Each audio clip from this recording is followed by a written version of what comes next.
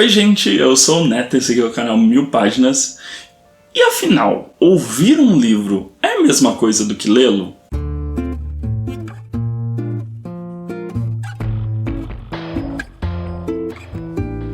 Bom, eu acabei me rendendo aos audiolivros.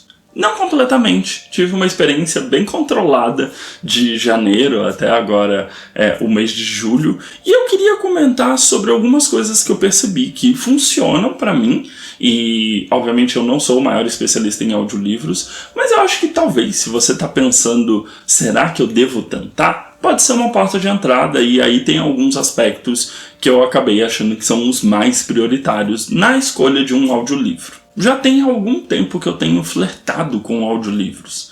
Eu comecei a ouvir um que eu não consegui finalizar, tem uns 2 anos mais ou menos. A plataforma nem existe mais, então também não vou conseguir terminar esse audiolivro em específico.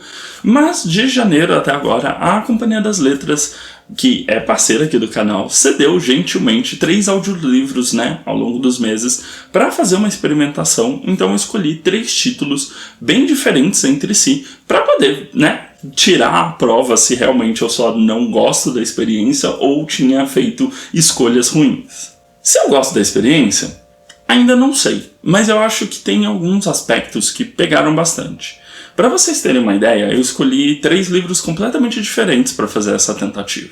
Então, o primeiro deles é Como Chegamos Até Aqui, do Steven Johnson, que é um livro de não ficção.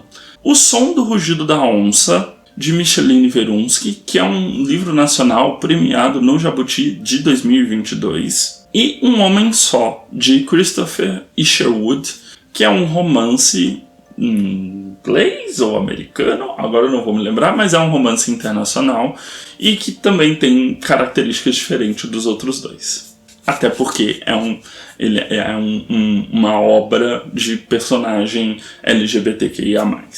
E o que eu tiro de conclusão até o momento? Eu não vou falar dos livros, até porque eles têm coisas muito interessantes para serem faladas individualmente aqui no canal, mas a primeira coisa para mim que pegou bastante é a temática importa muito. E aí é uma dica que eu acho que funciona bastante para quem já tem o costume de escutar podcast. Porque eu já escuto um tipo de podcast muito específico, Geralmente eu gosto de podcasts que tratam de temáticas mesmo, ou seja, jogos, ou seja, mercado literário, ou seja, quadrinhos. Então eu optei pela minha primeira experiência ser de alguma coisa extremamente específica. E foi uma decisão muito acertada. Como Chegamos Até Aqui é um livro de não ficção em que cada capítulo, o Steven Johnson, que é o autor, tratava de uma invenção humana. Mas não era uma invenção do tipo foguetes. Eram invenções mais banais, do tipo o vidro, o frio, o som, invenções que começaram a gente entender algumas coisas mais simples, e aí ele fazia todo o capítulo discorrendo sobre como foi o início da produção daquela invenção e até onde ela desembocou hoje em dia. E funcionou muito pra mim. Primeiro porque cada capítulo tinha um tempo de duração ok, ali em torno de 1 hora mais ou menos. E por conta disso, dava quase exatamente, um pouquinho mais ali, do tempo que eu fico na academia. Então, pra mim, foi muito tranquilo ouvir esses capítulos, porque era como se eu estivesse escutando um podcast de alguma coisa muito específica. Então a temática, ela importa bastante e torna a experiência muito mais prazerosa se você já conhece o tipo de estrutura que você gosta de ouvir nesse tipo de podcast. Se você goste talvez de podcasts mais de fofoca, ou de storytelling, ou de algum assunto que seja mais alguém contando alguma história, talvez você possa já partir para um audiobook de um romance, por exemplo, porque você já está mais acostumado com o tipo de formato. E aí eu estava me sentindo corajoso, então na minha segunda opção eu acabei escolhendo um romance nacional, que foi O Som do Rugido da Onça. E aí vem o segundo aspecto extremamente importante, que é a narração. Quem está narrando?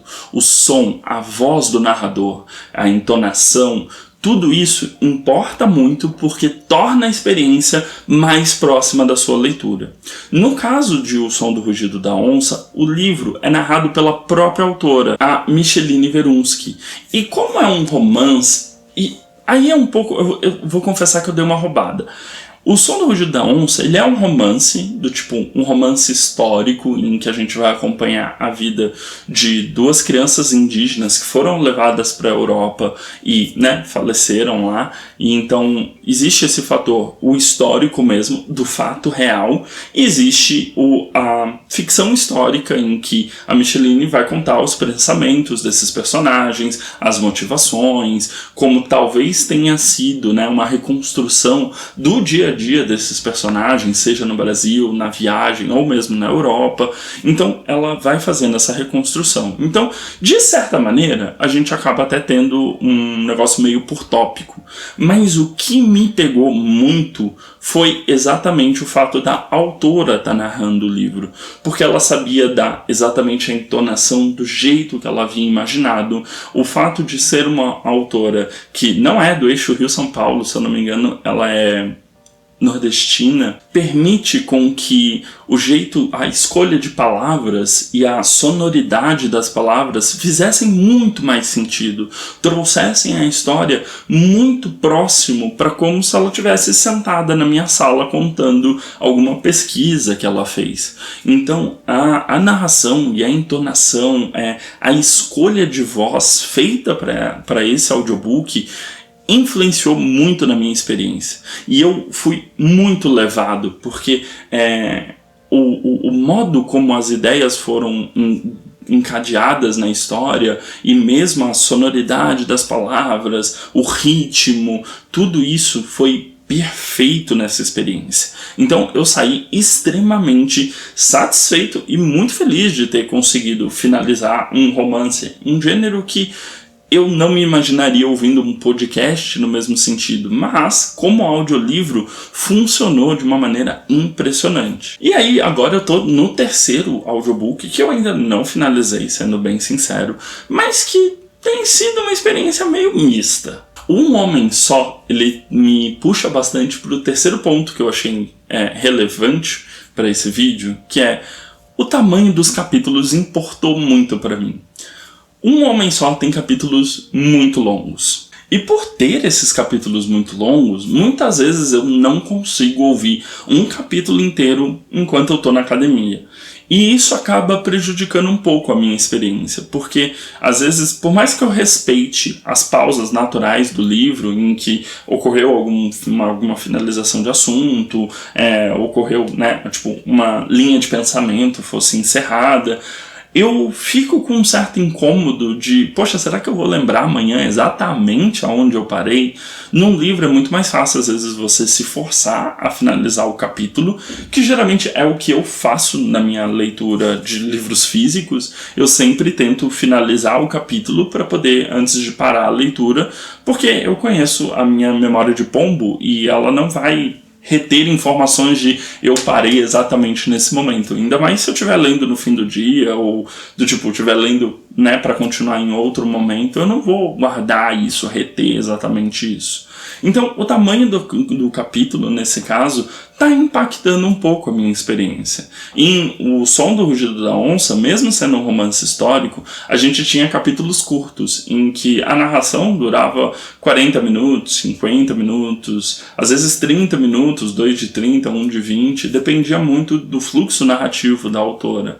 Agora, em Um Homem Só, a gente tem capítulos de 1h30, 1h40, então acaba sendo um pouco prejudicial para a minha experiência, mas obviamente isso é um fator meu, é uma característica minha de querer respeitar exatamente as paradas de capítulo antes de pausar aquele meu momento de leitura.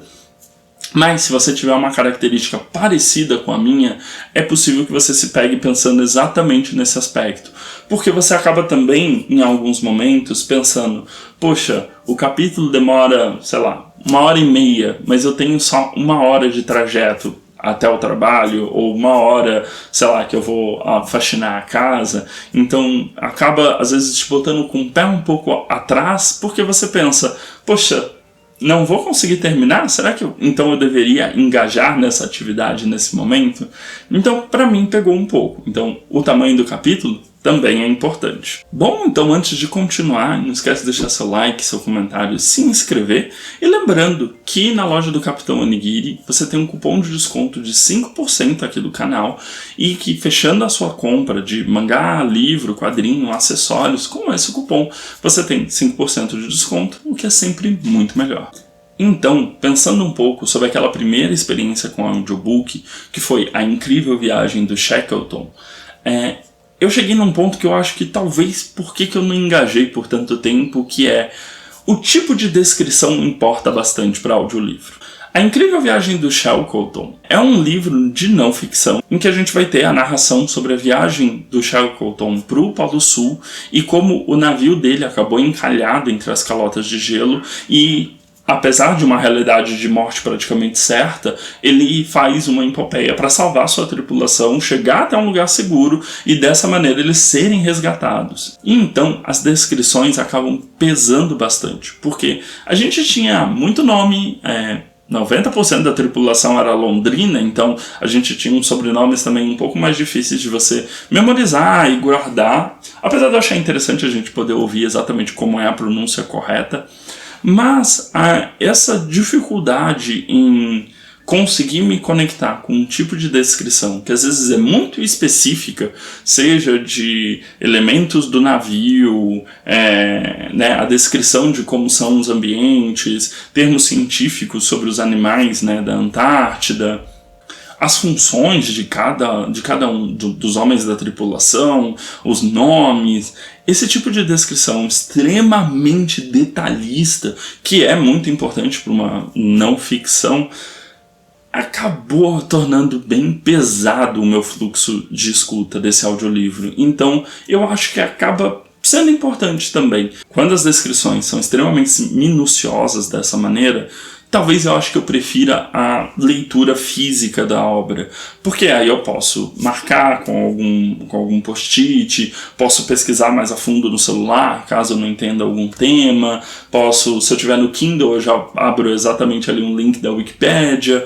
então tem essa facilidade de memorização de algumas coisas, porque eu posso voltar muito facilmente para algo que eu não tenho entendido, é só deixar a marcação, e também porque eu posso me aprofundar em alguma coisa que eu não tenha entendido logo naquele momento, então eu não me sinto essencialmente perdido.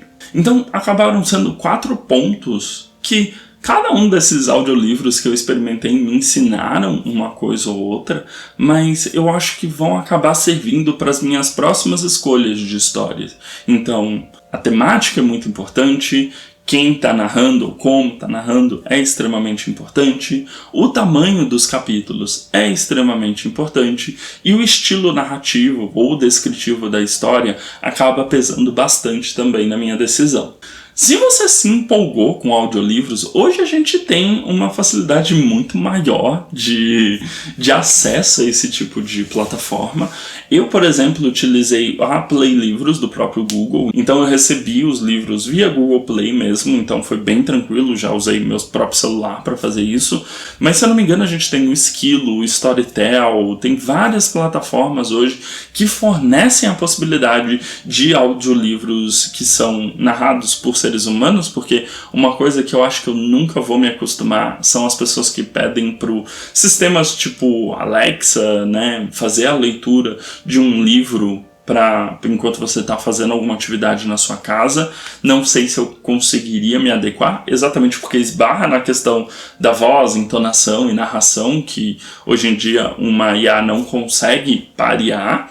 Mas existem diversas maneiras de você fazer essa tentativa, inclusive com audiolivros hoje que você até encontra eles de certa forma gratuitamente ou por um programa de assinatura que te fornece o primeiro mês grátis ou alguns cupons que às vezes quando rola alguma promoção eles sempre têm de resgate um livro, ou até mesmo no YouTube alguns profissionais sobem o modo como eles fazem os audiobooks, então tem alguns audiobooks que são livres livres de direitos, né? São livros que já não tem nenhuma questão de licença envolvido. Então você pode às vezes tentar pelo próprio YouTube para ver se funciona com você, se clica. Eu recomendo sempre começar pelos audiobooks mais curtinhos, porque aí também é menos tempo engajado. Mas de modo geral dá para dizer que, tal qual a leitura de livros físicos, audiobooks você precisa descobrir o que funciona ou não para você. Mas é isso. Espero trazer agora os livros que eu ouvi em separado, até pra gente ir comentando algumas coisas mais específicas de cada obra. Mas eu gostei bastante da experiência dos audiolivros. Obrigado à Companhia das Letras, que é parceira aqui do canal, por me proporcionar, né, um semestre com uma tentativa tão diferente assim. E a gente se vê no próximo vídeo. Então não esquece de dar uma olhada no vídeo recomendado do meu lado direito e se inscrever na bolinha do meu lado esquerdo para continuar me acompanhando aqui no canal. A gente se vê no próximo vídeo. Um grande beijo e tchau, tchau.